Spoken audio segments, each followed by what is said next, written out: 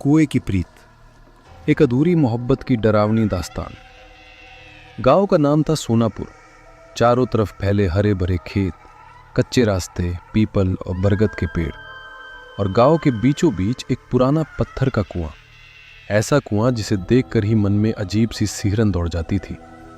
इसी गांव में रहती थी प्रीति। प्रीति कोई साधारण लड़की नहीं थी, गांव की सबसे पढ़ी लिखी, समझदार और सीधी सादी लड़की।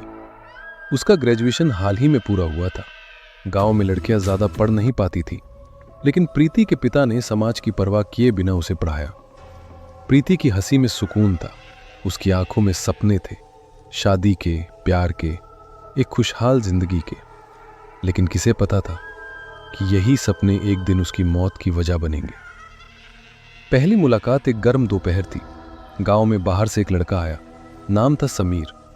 समीर शहर में रहता था, किसी रिश्तेदार के यहाँ कुछ दिन रुकने सोनापुर आया था।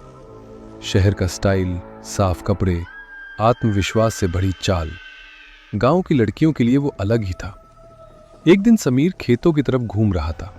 हवा में मिट्टी की खुशबू थी। तभी उसकी नजर पड़ी खेत में काम करती एक लड़की पर। वही थी प्रीति। धूप में भी उसका चेहरा चमक रहा था। पसीने की बूंदें माथे से गिर रही थी, लेकिन उसकी आंखों में मासूमियत थी। समीर रुक गया।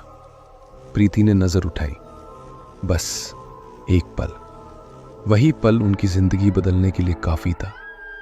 पहली नजर का प्यार, ना कोई शब्द, ना कोई वादा, सिर्फ दिलों की धड़कन। प्यार का इकरार। अगले कुछ दिनों में समीर और प्रीति की मुलाकातें बढ़ने लगी। खेतों के रास्ते, गांव की पगडंडियां, पीपल के नीचे बैठकर बातें। समीर शहर की बातें करता, प्रीति गांव के सपने सुनाती। धीरे धीरे दोनों एक दूसरे के बिना अधूरे लगने लगे। एक शाम जब सूरज ढल रहा था, प्रीति ने कांपती आवाज में कहा, समीर, मैं तुमसे बहुत प्यार करती हूं, मैं तुमसे शादी करना चाहती हूं। समीर चुप हो गया। कुछ पल बाद बोला, प्रीति, मैं भी तुमसे प्यार करता हूं, लेकिन अभी नहीं। मुझे शहर जाकर नौकरी करनी है। अपने पिताजी से पूछकर मैं वापस आऊंगा।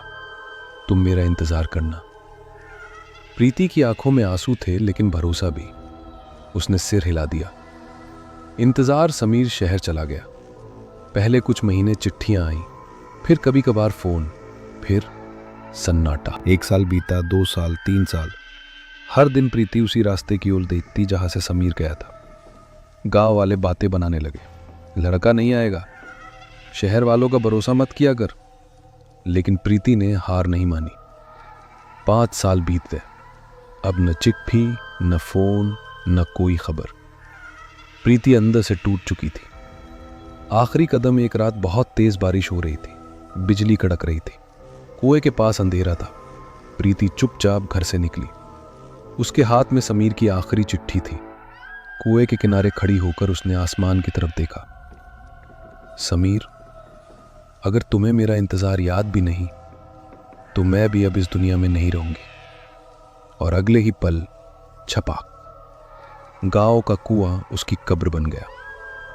सुबह का मातम। सुबह गांव में हड़कंप मच गया। कुएं से प्रीति की लाश निकाली गई। उसके पिता बदहवास हो गए, रो रो कर चिल्लाते रहे, मेरी बेटी को क्या जरूरत थी मरने की। पूरा गांव सन्न रह गया, लेकिन किसी ने उस कुएं को बंद नहीं किया। समीर की वापसी। काफी समय बाद समीर वापस आया, लेकिन इस बार वो अकेला नहीं था। उसके साथ उसकी पत्नी थी। जब उसे पता चला कि प्रीति मर चुकी है, तो उसके चेहरे पर अफसोस नहीं, डर था। उसी रात उसे कुएं के पास से आवाज आई, समीर। वो कांप उठा, मैं तुम्हारी प्रीति हूं।